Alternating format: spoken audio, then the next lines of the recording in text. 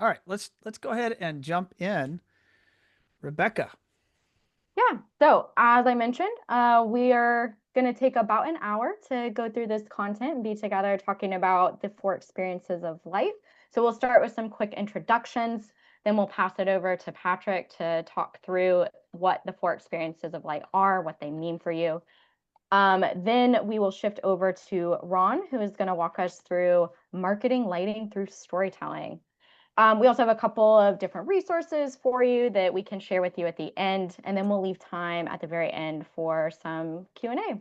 And I hope you guys see this cool picture here. This is Ron and Patrick at CEDIA of this year in Denver, I believe. This is That's when we correct. were busy cooking up this idea to do some webinars together. So you got we were caught in the act. That's right. That was a great moment. That was. Yeah, so my name is Rebecca. I'm the corporate marketing lead here at One Firefly. I've worked with Ron for many years, and I oversee a lot of our educational initiatives like this webinar here. I love working in this space and getting the chance to work with very cool people like Patrick and Rachel. As I mentioned earlier, chat is open, Q&A is open. Drop your questions, your comments. We'd love to hear from you. And if you need to pop early, everyone here will be getting a copy of the recording, as well as a copy of this deck. So you can look for that in your inboxes tomorrow morning. Additionally, you probably see some little QR codes here on this slide. These go to all of our LinkedIn profiles if you'd like to connect with any of us on LinkedIn, and we would love that. Ron, I'll pass it over to you. Awesome. I am Ron Callis, CEO and founder here at One Firefly, and super honored to be here talking, co-presenting with this fine group, and for the partnership we have with Patrick, Rachel, and team. And I know many of you, that the names and faces. I don't see your faces, but I can visualize your faces because I know so many of you that are here in attendance, and I'm honored you wanted to spend your lunch hour with us. Patrick. Yes, hi everybody. I'm Patrick Laidlaw. Again, I recognize many of the names on this list, and thank you for joining us. I'm Director of Business Development for the Integration Division of WAC Group, and I'm closing in on 40 years of lighting now. It doesn't seem like that long, but it's been a fun ride, and I think it's the most fun now, even with all the changes that have happened in lighting over the years. So my goal for today and for this hour is hopefully to bring some information to you that will help you talk about lighting better. We're excited to partner with the One Firefly team to talk about how do we deliver that message to your clients so that it hopefully brings you more business. And ultimately, the absolute ultimate goal is to bring a better experience to clients and a better way of life. Hopefully, the way they live their lives every day. So let's be evangelistic about this and see how we can help improve people's lives one light at a time, so to speak. So, Rachel, welcome for you don't do a lot of these webinars, but we're glad to have you with us today. Thank you. My name is Rachel Gilmore, and I work with Aspire and WAC Group in the marketing department. So I get to work on lots of fun things like events and advertising and webinars like this. So thank you for having me today, and looking forward to share with you some of the marketing assets we have for you to use. Awesome. All right, let's get going here. Rebecca, I think we're going to get going with a poll question. Yeah, let's do a quick poll. So as you guys know, and hopefully this is what you tuned in for, is we're here to spend about an hour talking about lighting, which is one of the, if not the most fastest growing categories in this space, and really how to position that lighting in your marketing and in your messaging. So first, let's start off by just chatting currently. What are you currently doing in terms of lighting business? What percentage of your projects include lighting fixtures or lighting design? Let me go ahead and launch the poll there. You take a second to answer that. Oh, it's fun to watch the numbers come in live. Right now we're at 30% participation. Oh, look at it. Keep going. Nice. Let's Oh, get to, okay, we passed 50% 50. participation. This is like record speed, folks. This is a collaborative group. Let's have some fun. Let's go. Let's hit go. Ron's all-time high. Everybody click on a bubble there, please. We're right now around where we normally top out. It's about 70% participation right now. And let's see if we can beat that, folks. There's still dozens of you that have not yet voted. November 18, let's break the record. Let's go. And we do name names for everyone that hasn't voted. Just to, remind you that we're paying attention. There you go. Nothing like a little threat to get a couple more people to act. Don't call me out. All right, I see you. I see you. See how I protected your identity? I didn't call your name out. I think we could call we're at 75% That's participation. great. That's up there, certainly near the all-time high. Wow, so that's interesting results. That means a lot of you are still fairly new to lighting, and some of you are definitely more experienced. But hopefully the goal today is to help everyone help everyone sell more and get into that greater than 50%. How does this match up, Patrick, with what you see when you're out in the field or working with your clients? Well, right now, I think, Ron, personally, my personal opinion is, and I think a lot of industry people agree with this, we're past the early adopter phase of lighting in integration, and we're now in the mass adoption phase. We're having deeper conversations. People are realizing, just like shading 7, 8 years ago, this is here to stay. And there's been many of the buying groups, this is interesting, many of the buying groups have done polls and studies and run statistics, and lighting is pulling along the rest of the AV equipment with it. So it's really a great opportunity to start. And I'll say this really quickly because this is something that I've shared with a lot of integrators over the last few years we've been doing this. And that's start with a question.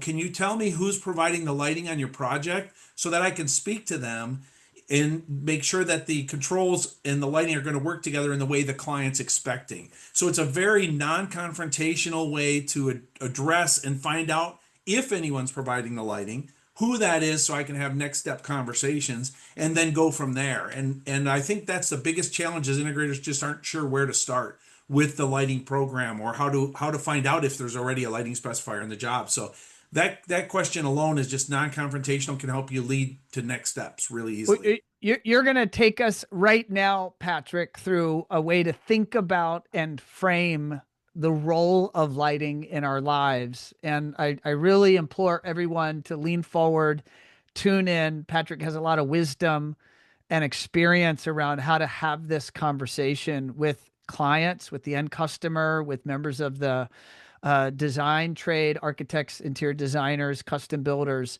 He's going to give you really these themes of how lighting impacts your life. And then I'm going to follow up and help you interpret how to take these ideas and put this into your storytelling and your collateral. So you can kind of understand the 1-2 approach here that we're going to take. So Patrick, without further ado, I'll let you do the 4 experiences of light. I appreciate that. Yeah, and Ron, the next slide I think will show all of the experiences. Well, I guess coming up it will. Basically, when we started in integration, to give you a just super brief history, we started talking about lighting as lighting people, and it took us longer than it should have, admittedly, to realize we were speaking an entirely different language. And just because we knew what we were talking about didn't mean anyone else did. And honestly, most integrators didn't know what we were talking about. And so it goes to that age-old adage about, I have a picture in my head I'm describing, but the other person has a completely different picture or no picture at all in their head. So we stepped back when integrators were coming to us saying, my client said, the electrician said the lights are this much per opening, or I need this many lights, or how many lights, what size? And we said, how do we take the conversation completely away from specifications and dollars and really about the role light plays in people's lives? And so this is a very basic statement. I won't even take credit for it, but really we're not selling products. I've only heard a very few integrators say, oh, there's so many speakers in a house, but look at all the lights and look at the opportunity for how many holes in the ceiling. And I'm not saying that's the wrong approach, but it's going to be hard to sell with that approach. The best approach is you're not selling products, you're selling experiences. We want to paint an image for people from a place they've been that they've enjoyed, a restaurant they've enjoyed, a spa they've enjoyed, etc., and try to help them understand what lighting is. Lighting comes with a house. You walk in, you flip a switch. you might have to take a piece of paper and wander around and say, I can't see anything in this kitchen, and find a light to stand under, but they don't understand there's a better way. So we said, let's talk about the facts and let's talk about the experiences. And we came up with what we call the 4 experiences. And this is how we recommend all integrators at least start and talk about lighting. The trade names you see on those experiences, even if you never remember those, I believe this concept and this way of selling lighting or telling people, talking to them about lighting is the best way. And so our trade names are Alpine, Astro, Aurora, and Atmosphere, but ultimately think of it as static white, dim to warm, which is like an incandescent or halogen bulb, color, and tunable white. And so we want to talk about, ultimately you don't do the same thing in every room of the house. Why are you putting the same lighting in every room of the house? And so it's all talking about the experiences themselves. So let's walk through the experiences, and you can ask leading questions with your clients. Like, do you want retail lighting in your home? And most clients will shake their head, yes, no, back and forth. They know it's a trick question, but they don't know what the right answer is. And the answer is yes, we do want retail lighting in your home. Retail lighting is what we call static light or static white. And so it's a fixed color temperature, let's say 3000, like the color of halogen. As you dim it down, it becomes less intense, but it doesn't warm up. So there's no mood or emotion. It kind of makes the room feel gray or foggy. So yeah, you can make it less bright, but it just feels weird. It's not intuitive for us. So when we say, do you want retail lighting in your home? Customers will say no. And you say, well, we really do. One, it's a benefit to you because it's the least expensive kind of light that you can put in your home. So we're going to save those budget dollars for other important rooms. So it's clear, it's for task lighting. Where do we use it? This is the key. We're going to use retail lighting in your laundry room where you sort socks, black and blue socks. You need good lighting in there. You don't need mood or emotion. We're going to use it in your pantry where you're like in a grocery store. You're going to find ingredients. You want to be able to see everything. You typically don't dim a pantry down. We're going to use it in your storage areas, your closets. You want to see your blue blazer from your black blazer. But again, typically we don't do, for most cases, mood lighting in the closets. And then again, the garage, to go get a shovel or wash a car, you don't need mood or emotion. So all those spaces, we're going to try to save budget dollars and put in what we would call retail or static white light. Patrick, can I ask you a quick question? Yes, please. So none of these 4 categories are good or bad. They're just different. 100%. But even Correct. within this category of static light, there is still a difference in the type of light or the quality of light or even the fixture trims or details, right? And I'm just like comparing that. If you go into a normal, certainly semi-custom home and you get 4 cans and a fan, that arguably is static light. But even then there's grades of static light. Is that correct? Yeah, correct. And that's a great question. And by the way, everybody on board, we didn't practice this. So these are good questions. Yes. Patrick, anybody that knows me or listens to my podcast, they know that I'm genuinely asking you because I'm curious. Yeah, I just want to know for myself, and I'm hoping some others would benefit as well. Yes, it's the absolute truth. So we're talking about the experiences of light or the kinds of light, which, by the way, these 4 kinds of light, I just want to add, are universal. So even if you don't ever buy from the WAC group or Aspire, or you sell a different manufacturer, there's 4 kinds of light. These 4 experiences or 4 applications still apply. So we shouldn't be talking about brands. We should be selling people on what they can have, how they can live their lives better. So yes, to your point, Ron, recessed lighting is supposed to be up in the ceiling. And over the years, especially in certain markets, it's evolved into the least expensive type of light I can buy. I'm going to flood the room with mashed potatoes. Everything's the same. There's no mood or emotion, no drama, and every light gets the same little bubble on the ceiling or flat lens. And so I like to ask people, especially depending on the age of your client, do oncoming headlights bother you? When we talk about the quality of light, do oncoming headlights bother you these days? And if they're over 45 or 50, they're going to say, oh my gosh, I can't see anything at night. Well, we certainly don't want to let anyone put these bubbles or put headlights across your ceiling. And you sit to relax and have all these glare bombs across the ceiling. So when you step into better lighting, it will be higher up in the ceiling, what we call that regress. And so you'll get less glare. We call that a quiet ceiling. We want the ceiling to be as quiet as possible because who wants to build a beautiful home and look up? You want to enjoy the surroundings. So that's a great question. There's definitely different qualities of all of these experiences. So again, here's where you might use those experiences, closets, obviously pantries, and then laundry rooms. Again, any basic space that storage rooms and things like that, that we're going to save those dollars and we just need light in that room. That's okay.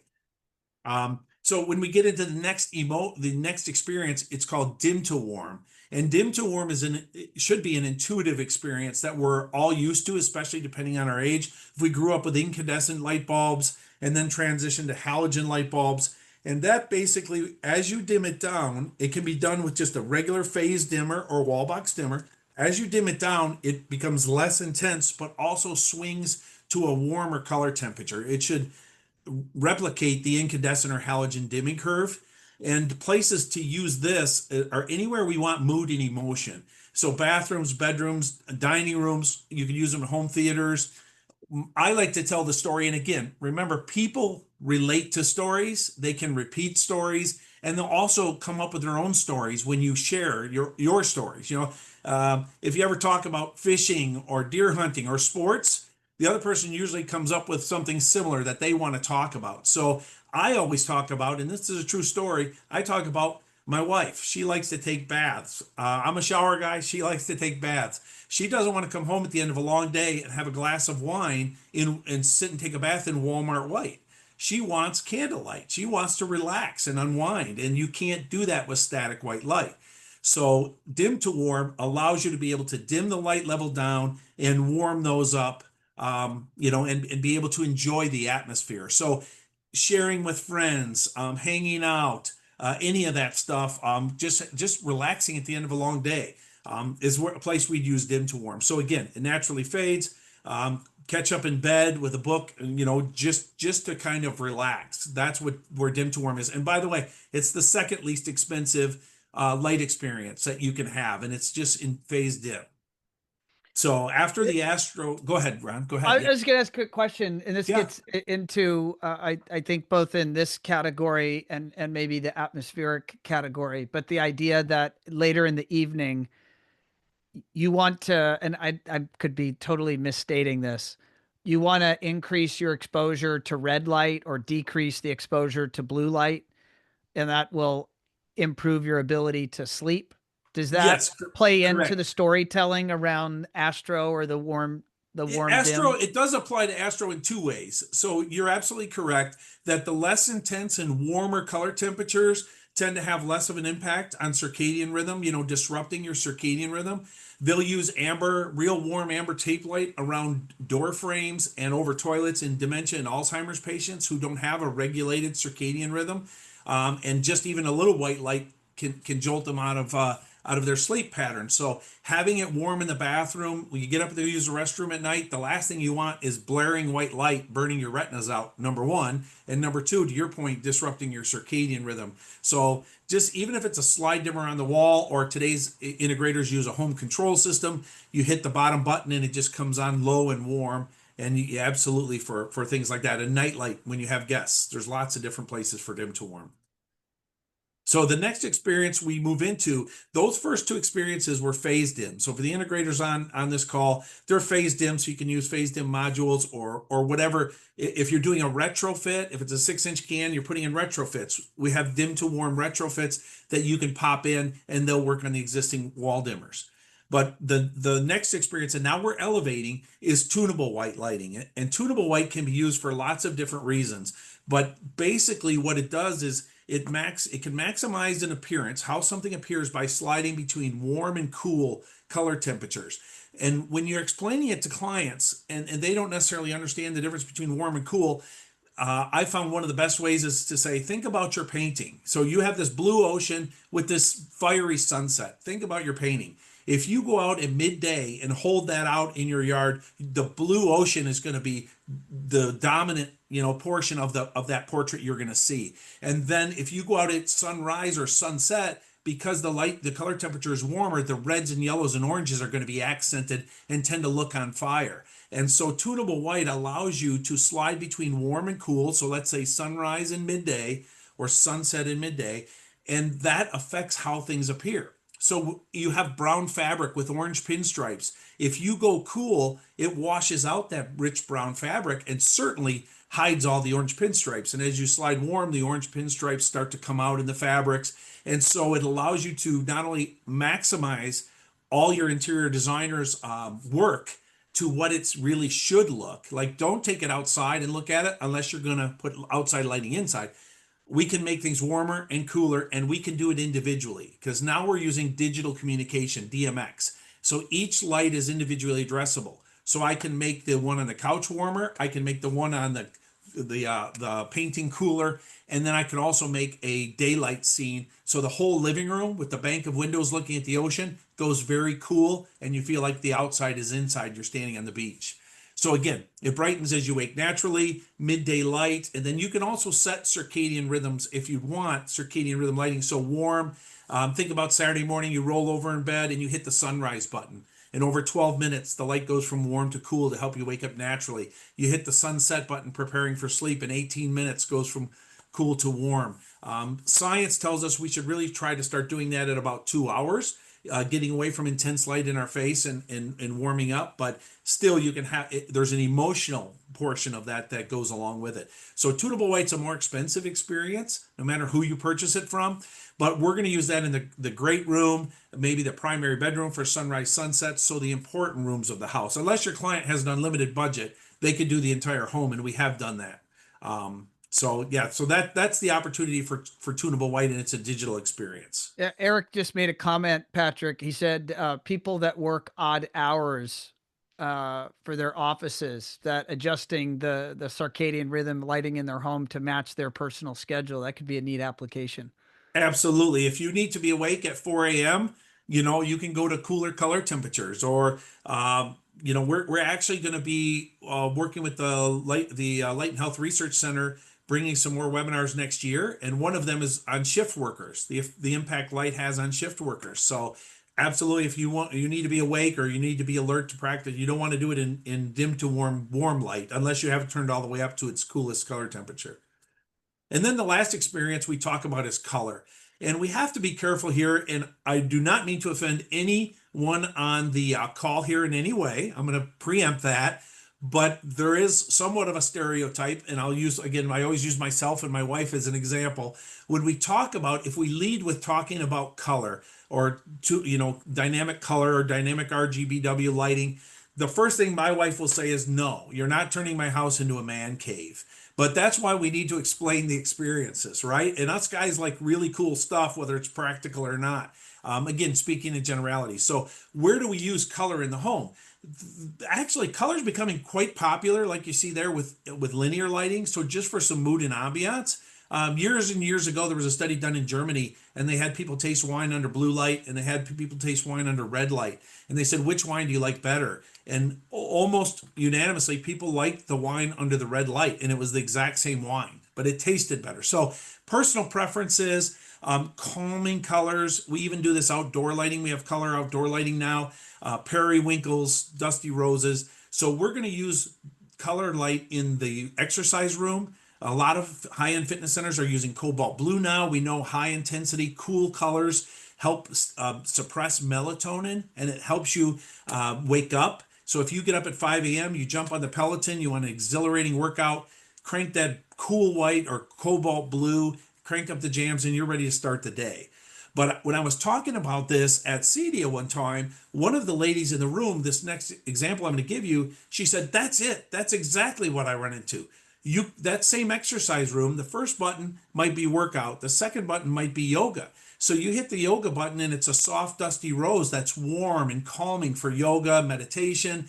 And she taught yoga at the community center, and it had fluorescent lights, and it was either all on and they couldn't relax, or all off and people were falling asleep. So that exercise room becomes a multi-purpose room. It can even go to a white color, a mid-range white color that the kids can use for gaming with friends or homework, but it's now a multi-purpose. So we use it, obviously, the exercise rooms, as I just spoke about, maybe in the bar for some fun entertainment, and possibly in the theater. If you don't want dim to warm, you want a little more pizzazz.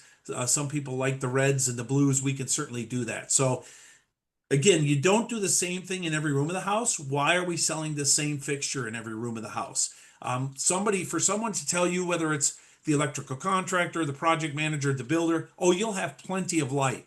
So does Old Navy and Walmart and Target, but I don't want to live there. I don't want every room to be that way. So we got to stop talking about the specifications and the lumens and all of that stuff, because it means nothing to clients, and start relating. And I'll leave with this last statement about this section. I encourage everyone on this call to look around your local markets.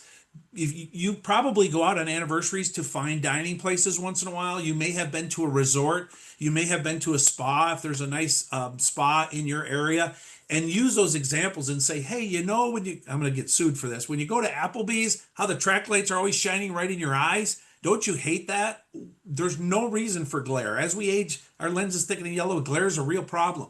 But reference local places that your clients would be able to relate to. And again, it just makes that experience more relatable, and it also helps raise your awareness about good lighting and bad lighting.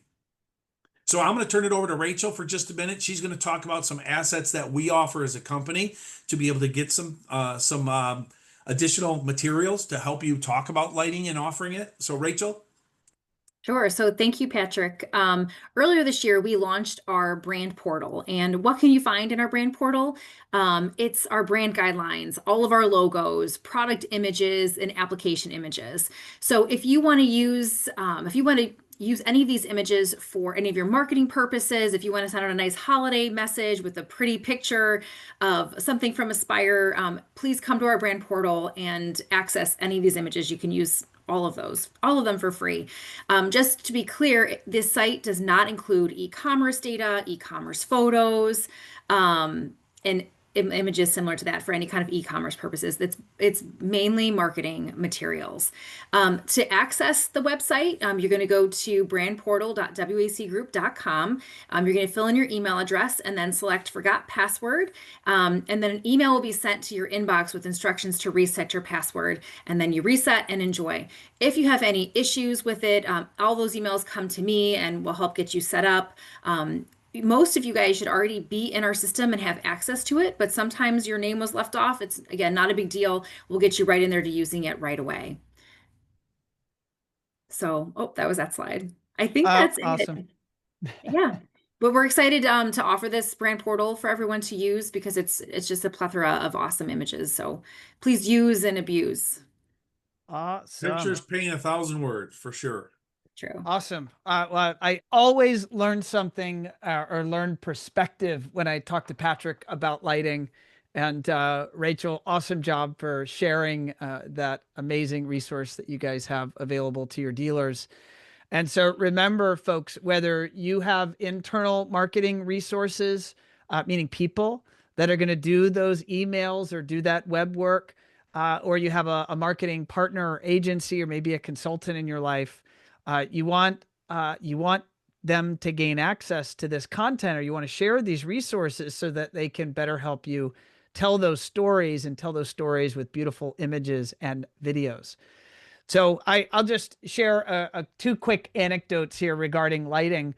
One is on my podcast, Automation Unplugged. I ask dealers frequently at the end of the interview, what's a topic that they think is on the horizon. I'm usually asking them to cast vision 12 months into the future.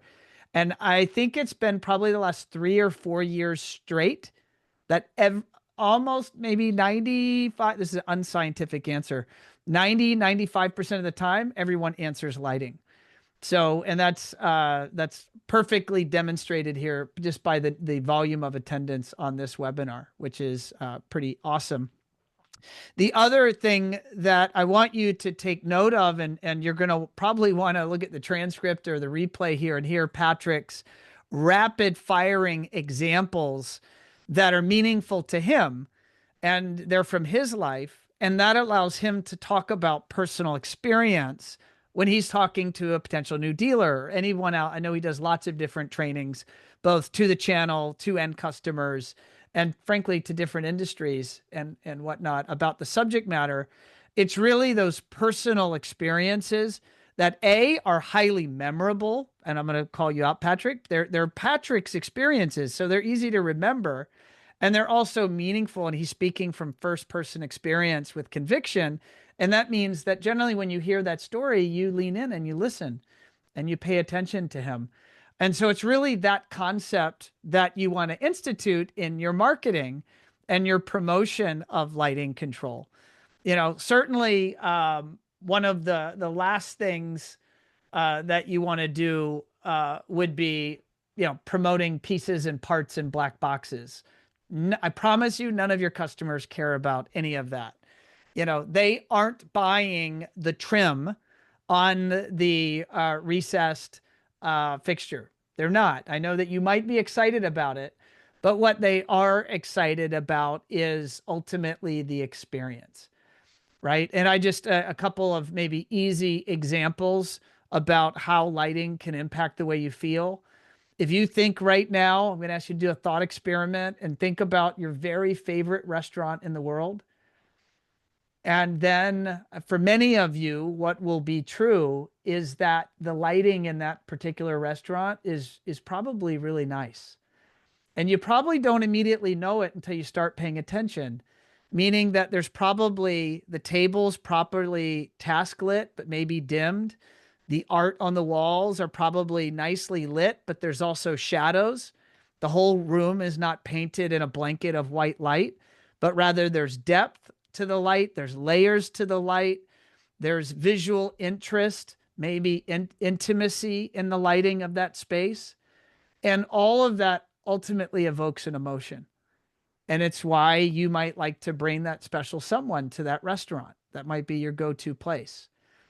And it was that perspective that was laid on to me 26, 27 years ago when I actually started working at Lutron, that the leaders at Lutron pointed that out to me. Because I didn't come from a background where I knew the difference in lighting. I just didn't come from that world. And so I was exposed to it very early, and now you simply can't unsee it. When you see beautiful lighting, it's unforgettable. And when a consumer puts beautiful lighting in their home, it's also one of the most likely types of additions or modifications they're going to make to their next home is to ensure that that home has beautiful lighting. It really does make such an emotional impact when And done Ron, like well. you, I like to lead with things that people connect to in a positive way first. So just like you did, the resort or the restaurant. And then if you need to, everyone has been to a mall, a shopping mall. And it's easy to take the negative approach and say, Old Navy is lit like a warehouse because it's inexpensive merchandise. So is Costco, so is Target. And you go into Coach, well, Victoria's Secret, any high-end store, shadow boxed, different type of clientele, Abercrombie, young people, I can't see anything in there. And so you can draw on, like, I don't want my house lit like a warehouse that's low price merchandise. There's ways to again connect people with the positive side of lighting and the negative side of lighting. And the negative side may very well be what they get if they're not aware that there's another option, a better option. Everyone that's tuned in, at some point you've stayed in a really nice hotel, or you've made a purchase of a luxury piece of jewelry or a luxury watch, or maybe a luxury car, maybe a luxury purse. And a lot of the purchasing decision around you acquiring that thing, whatever that thing is around how you feel through the entirety of the experience and ultimately when you're wearing or using that thing. And I just want you to remember that is how your customer is going to ultimately decide whether to move forward with a $50,000 lighting package or a $250,000 lighting package. It's not because they like the aluminum that the back box is made of or the housing. It's that they like the idea of how they're going to feel in that space. And that means that your marketing and sales communication need to ultimately fortify what that message is. So there's an idea in storytelling, particularly the role of storytelling in marketing, and that is whether you're telling the story of your experience in a yoga studio or you're telling your version of a story in a fine restaurant. whatever that is for you, those are the stories that are ultimately going to be remembered by your customer.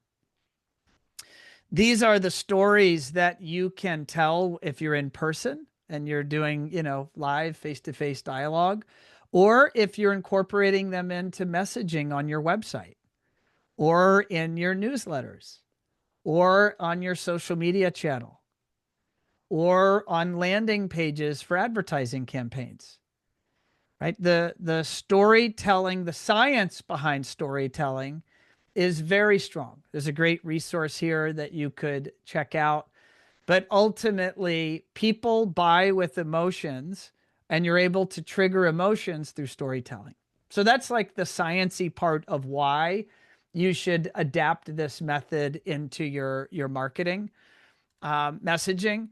Now, I'm going to give you an example of what not to do, and I'm not going to name this website, but this is actually a screenshot from a website. And this dealer is a WAC dealer, an Aspire dealer, and they are very proud of that, so much so that they put it on their website. And what they're leading with is, I'm going to call it fairly unemotional language, descriptive language about the products and the brand. And they've got fairly small, unemotional or imagery that doesn't trigger an emotion. And so it's, you get a checkbox, yay, it's on your website, but ultimately it's not maybe making as much of an impact, or in marketing language, you're not getting a conversion off that web page. People aren't filling out the contact form on that page, or maybe engaging with the chat agent on that page. And an alternative approach, and this is not the best out there, it's just an example of the other extreme. But what you have right now is a large feature image of clearly fun, interesting lighting, certainly going to strike more of an emotional chord than the previous page. And you have language here that is, in fact, talking about more of the benefits of what beautiful lighting is going to provide to their lifestyle. And so you have language that's more likely to evoke an emotion, and you have imagery that's more likely to evoke an emotion. And so that at a super high level is, I would call it a better approach than the previous.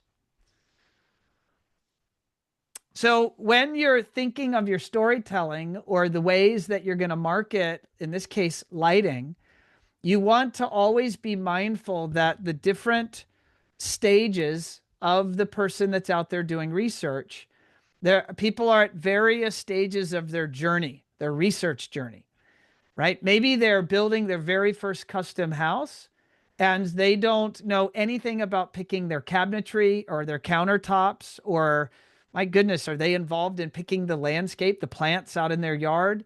Right? All of the hundreds and hundreds and hundreds of decisions that have to be made, including lighting. And then you have people that are a little further down their research journey.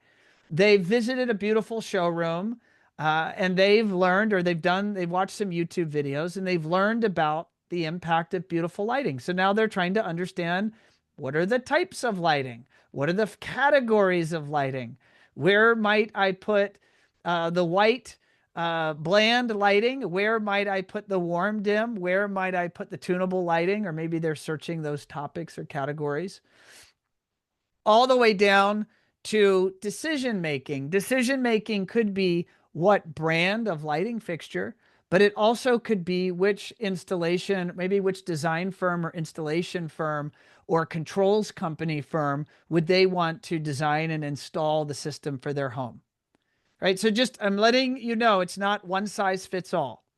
The journey is, it is varied based on where that human is on that journey. And by the way, this is for all of you. All of you have purchased a car, or you have purchased a toaster, or you've purchased something in your life and you've gone out there and you've done research.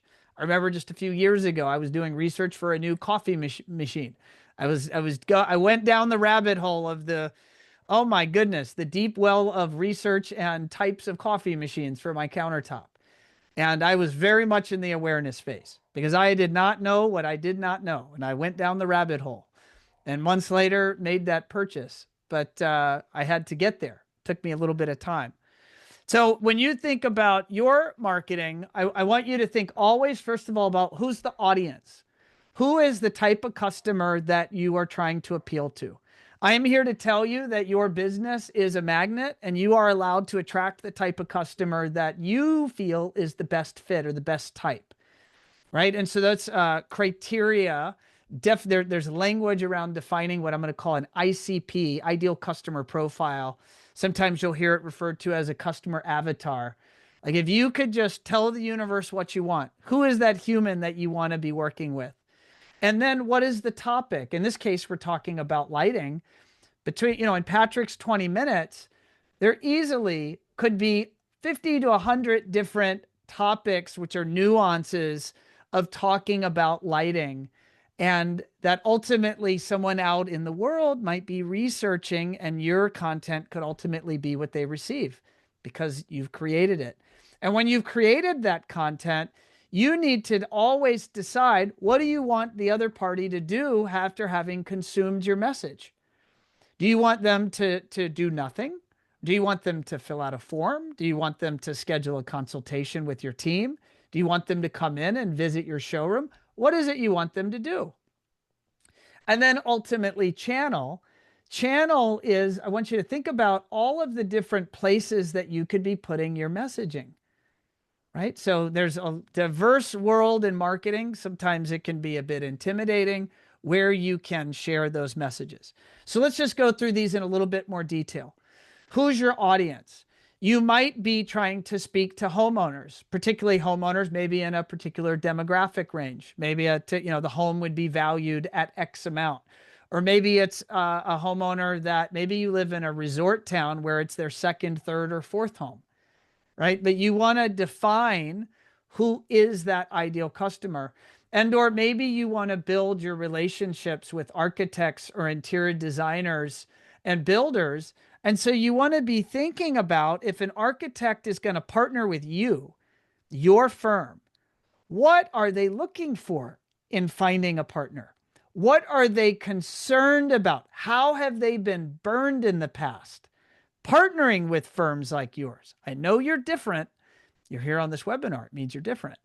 But how can you know that in advance and then prepare content and messaging so that you can help put them at ease, so they ultimately increase their trust in you so that they make contact? And that's ultimately what you need to do with trade partners. Whereas you certainly could do marketing, air quotes, and pull in a homeowner. You could do that, and it could happen quickly. A trade partner is not going to be quick. An architect or a builder, a designer, other tradesperson, they are going to be very careful and cautious about ultimately bringing in another vendor to interact with their customer. And if you do a poor job, that negatively reflects their reputation. It is going to take often years to cultivate those relationships with those different types of business enterprises so that you can forge a profitable, rewarding relationship. You want to think about, what are the types of stories and content that you could be talking about? So this is the topic piece. And you want to think about, in that buyer journey, where are they at? Are they in awareness, or are they doing research, or are they down here at making a decision?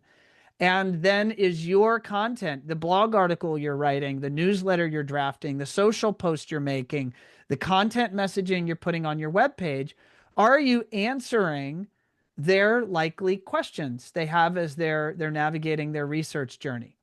And that's our position at One Firefly, that you should be crafting this content, and that's ultimately going to help you attract the people that are your ideal customer. And so when you now have brought them in to consume whatever your message is, these are some of the obvious, maybe not so obvious next steps. And you do actually then need to tell them. It's called a call to action.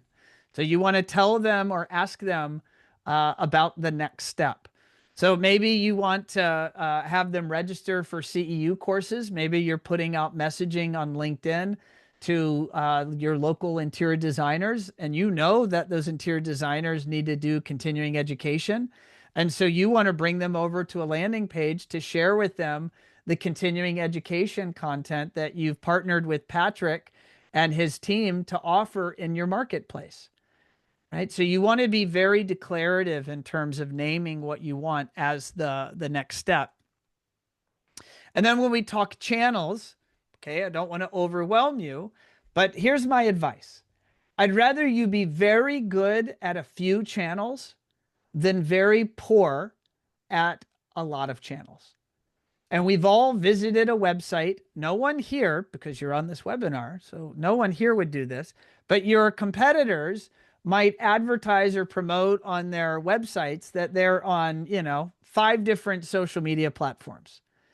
And yet when you go to those platforms, you realize they haven't made a post in 3 years, right? That's an example of not being great at multiple platforms. I'd rather you have a really impressive, beautiful, well-informed website that's highly visible in traditional search and AI search, right? So when people are doing research out in the world, they're able to find your website and be drawn to it. And then if I'm giving you advice here, I'd say the next thing many of you should do, if you haven't already, is activate an email strategy, reaching out to your existing customer base and your existing trade partners to make sure they're aware. I mean, think of all the amazing knowledge Patrick was sharing with us.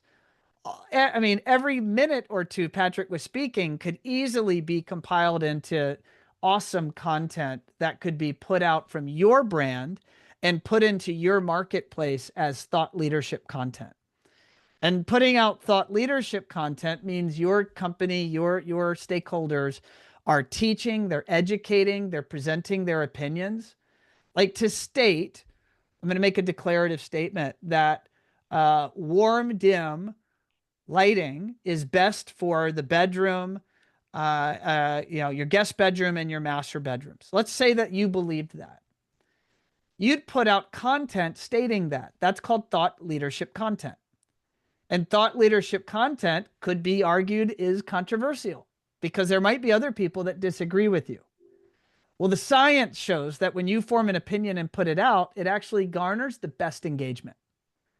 So you want to take these ideas around lighting and maybe even the Aspire brand, if you have conviction there, and you want to put out your position statements from your company about what you think and what you believe. And when you do that, and if you do that through storytelling, you're ultimately going to get more engagement and more of the result you want, which is people raising their hand to have fun conversations about lighting with you. So here's a couple of examples. I'm just going to rapid fire and show you examples of how this could be deployed. This is the GHT Group website, and they have they have an amazing website. And that website is loaded with content about lighting control, lighting design, and manufacturers. And they are answering the questions that homeowners are asking and trades partners are asking on the plethora of pages on their website. Some of those pages you see in navigation. Some of those pages you as a visitor don't see, but they are published and they are being crawled by Google and AI, and they are ultimately helping this website show up in search across multiple markets. Thought leadership content in the forms of blogs or articles. Here you see examples from Premier Group. They're out of Carmel, Indiana, and Barrett's. They're out of Chicago. And this is where you're forming opinions, you're educating, you're teaching. You're not selling anything, folks. You're not, buy now, contact this Friday for the show special. You're not doing any of that because it's going to turn people off. What you're doing is to show your community and your marketplace that you're the expert. And you're the expert if you show them the expert through your marketing and communication. Social media, lighting shows really well through, I would say through imagery, but it could show even better on occasion through video. And so by producing that content and putting it on your social media platform, you do not have to worry so much, particularly on a number of platforms such as Facebook or Instagram, about production value. You do not need a whole fancy video crew. Your iPhone is going to work just fine. If you want to step it up, get a $150 DJI Ohm gimbal for your iPhone. You can find that on the DJI website. So at least you have a steady cam if you're doing a shot. And that type of content. And if you want to go one step up, get a lapel mic that connects to your phone. So now you can give, either with you on camera or them seeing the space, you can talk the visitor through what they're seeing. And by the way, at all stages of construction, I know you might think like the early stages of construction are boring, but the evidence shows all stages of construction, before, during, and after, all can do really well on social media. And so you want to produce that content. And again, it's going to elevate your status as a thought leader on the subject. Email. We are big advocates of you touching your customer base regularly. We would advocate monthly. And if lighting's important to your business, then I would certainly recommend working that into your flow and into your storytelling. And then CEUs. Patrick, do you want to speak for a moment, your position on continuing education? Yeah, absolutely. We have 5 different CEUs that we offer. A lot of manufacturers offer CEUs. We'll come in and present. Other manufacturers will present. You can get certified as a presenter, but they're definitely important. And I recommend, we've had the most success with doing 2 in the same day. You'll get employees that will want to get out of the office and will come to a lunch event and hang out and join the CEUs. And then you have the owners who are all about business during the day, but want to come and have wine and cheese and collaborate or corroborate with other owners. And will come in the evenings and do the CEUs. So they definitely have been very successful when executed correctly. I love it. Patrick, I'm going to get your help also, just talking about your take on showroom demos. What's the way dealers do this well? Yeah, so it's all over the place, but ultimately you want people to feel the difference. So showing those 4 experiences, again, no matter who you buy from, this is a universal language, getting them to feel them in a room. Most CI people now are going towards vignettes. So they might have a kitchen and a bedroom and a living room. So people feel that space and also can see it in the space in which you're referencing. So it's huge. It's like trying to describe speakers without being able to demo them. Who's going to buy $55,000 speakers if they, if you have $1,200 ones they can hear? So you definitely want to demo this and draw again from experiences in the marketplace. 100%. And what's the demo kit? So this demo kit we came out with really for all of the CI channel to be able to take the showroom to the client, the high-end, let's say custom home builder, or specifically the interior designer. And we know that, I'll say this really quickly because I know we're running out of time. A lot of projects 18 million and up have a lighting specifier, but from 2 million to 18 million, there's many do not. And that's why we're here. And so they will have an interior designer, and interior designers go to school for the pretty stuff, the fabrics, the hinges, the screws, the knobs, everything matches. And that's what they're good at. They don't get educated necessarily on the underlying, the lighting doing the work. So we take this to them, and this is a tunable white demo kit with 2 slides, one for intensity, one for warm to cool, and you demonstrate in their office. No parlor tricks in your fancy showroom you chose a specific piece of art at a specific color temperature for. You take it to them and you pick a fabric, or have them pick a fabric, and you demonstrate it, the difference it makes, and you say, are you going to let the electrical contractor or project manager determine how your design is going to look?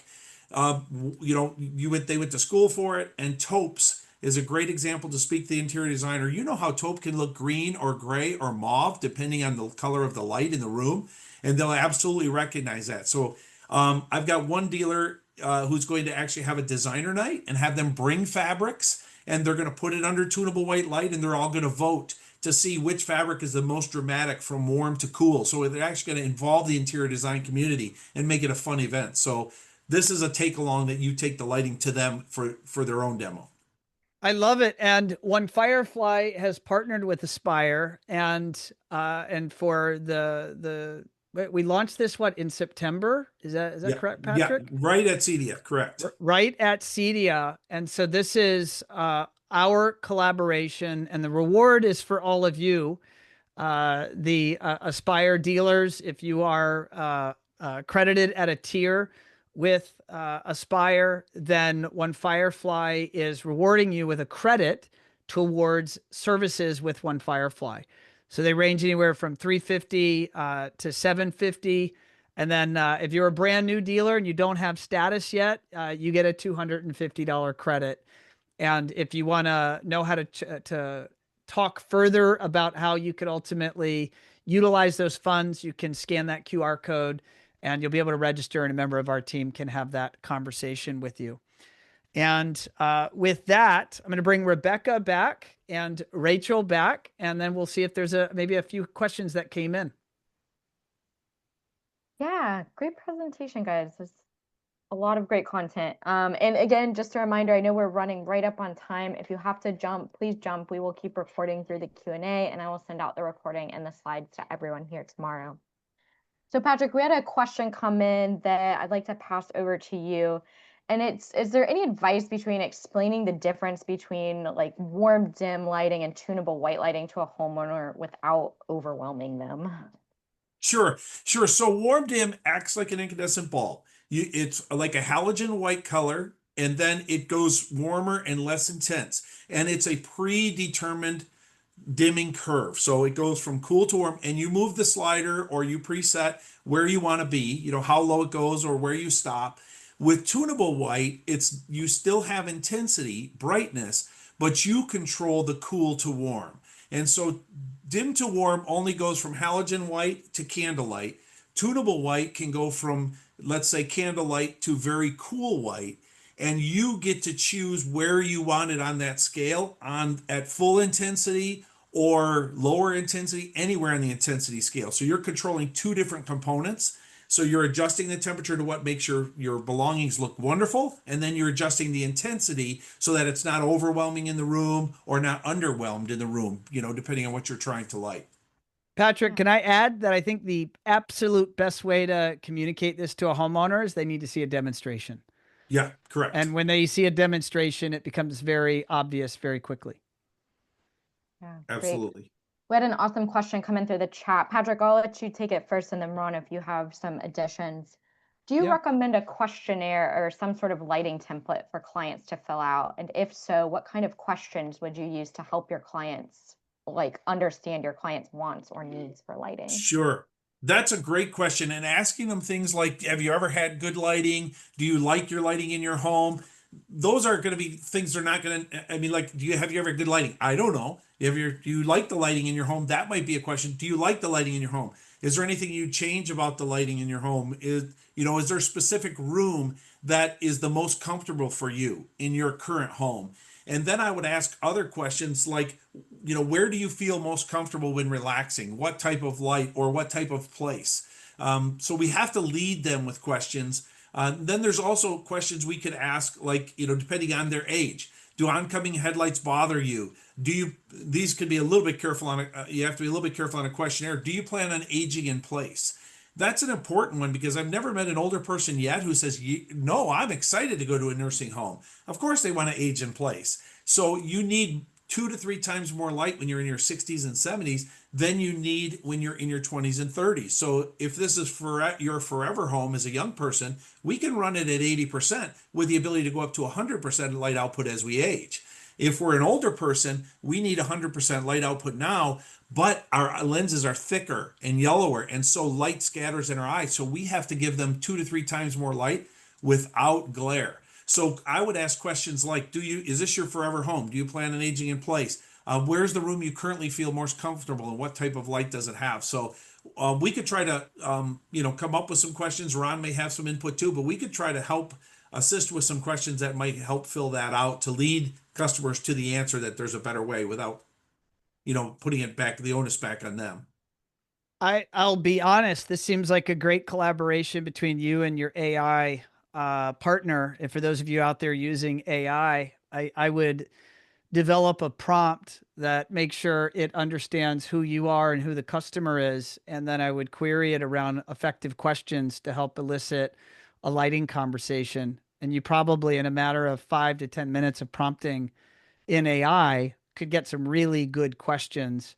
And then maybe run that exercise and put that back in front of Patrick and let him cross out ones that he might warn you against from his experience. That would probably be a way to get very close to the target very quickly. Yeah, I would agree. Another question that came in from the chat. Are our dealers getting the same marketing emails that the reps are getting per the marketing portal? Patrick or Rachel, I'll let you step in for that. Rachel, you want to answer that one? Yeah, so we are sending the same marketing emails out to both dealers and our reps. Yes. Great. And then we had one more question come in. Ron, I'm going to hand this one over to you. We had someone ask, I don't have any lighting project photography yet. How can I start creating content for marketing purposes around lighting? Yeah, well, I think thanks to Rachel's efforts and her team, WAC has developed this portal for their imagery. So certainly, if you're a reseller of Aspire WAC, you want to leverage manufacturer content. There's also imagery out there in the world or domain where you can license imagery. There's lots of licensable imagery and sites to do that. If you partner with One Firefly has many, many thousands of images that we have purchased the licensing. So we're allowed to provide them to our clients for marketing utilization. I will caution you, just for, if nothing else, it's the right thing to do to not use a WAC supplied image to promote a brand A, B, or C that isn't Aspire or WAC, or vice versa. If other manufacturers provide you collateral of, beautiful interior, exterior imagery, I would just strongly recommend you then utilizing that in a branded way to promote a different brand's products or services. I do think what you could do is use that imagery and actually, I'll pose this question to you, Rachel. If your dealer is using your imagery, do they need to put your logo on that imagery, or are they allowed to use the imagery without also putting your watermarked logo? We haven't put any rules around it, so we don't require them to put that in there, but it would be keep you honest and just only use it for emails or marketing pertaining to Aspire. Got it. Yeah. I would add And to that, Ron, if I could, yeah, everywhere you go, look around. I've taken pictures in airports. I've taken pictures of hotels. So, for example, I'm going to pick on one of my own favorite brands. Hilton has the Hotel True, and in True they use those bubble disc lights throughout the whole thing because it's a lesser expensive brand, and so it's everything about it is lesser expensive. And when you see all these glare bombs, you pull up at night and the canopy is filled with these glare bombs. You take a picture and say, this is what we don't want to do in your home. And then you can obviously use imaging for better. But there's incredibly terrible examples of bad lighting everywhere you go. So it's just a matter of just raising your awareness and snapping some pictures, and then people will relate to that. yeah, and it's always been our position at One Firefly that you, the business owner and operator, should be investing in marketing and investing in particular in media creation. Strong feelings that you should be hiring photographers and videographers to be capturing your projects and then featuring them on your website, featuring them on your social media. There's many layers to the reason why. They're all compelling. So there's just a strong reason for you to be dedicating investment of time, money, and energy into your own unique content creation so that you can stand out to your customers, to search, and now to the new world of AI search. There's just a lot of benefits to your business. And ultimately, you could grow that library of imagery and video that's exclusively yours. And I And will just jump into quick. If you guys have anything that you'd like for us to share, Aspire on our social media channels, we are hungry for content. So if you have, real pictures of real projects, we'd be happy to share them on our social media channels. And you can, you can send that to me. I'll put my email in the chat. But we're always open for that kind of information. Would love to share and tag you guys to help get your information out as well. That's awesome. yeah, quick testimonial, Ron. I live in the woods in northern Michigan, and I've had trees taken down many times over the last 20 years and used different services, a lot of fly-by-night services you find the hard way. And the last tree removal person I hired specifically because he had a professional website with great pictures, and it just gave me a secure feeling, and I trusted him from the beginning, and he delivered on that promise. So I think it really makes a difference. It does for me. Nobody looks in the yellow pages anymore. They go to websites. And so that is your brand. Amen. Amen. Amen. I think that's maybe a good place to wrap. I want to thank you, Patrick and Rachel, for being awesome partners with this webinar, and Rebecca, just a wonderful job wrangling us and ultimately facilitating the webinar and the Q&A. So I think that we'll say Thank you, goodbye Ron. to everybody. It was a lot of fun. Yeah, thank you, Patrick. Yeah, thanks everybody for joining us. Really appreciate everybody taking the time. It's an honor. Yeah, thank you, everyone. Have a great rest of your day. Thank you. Thank you.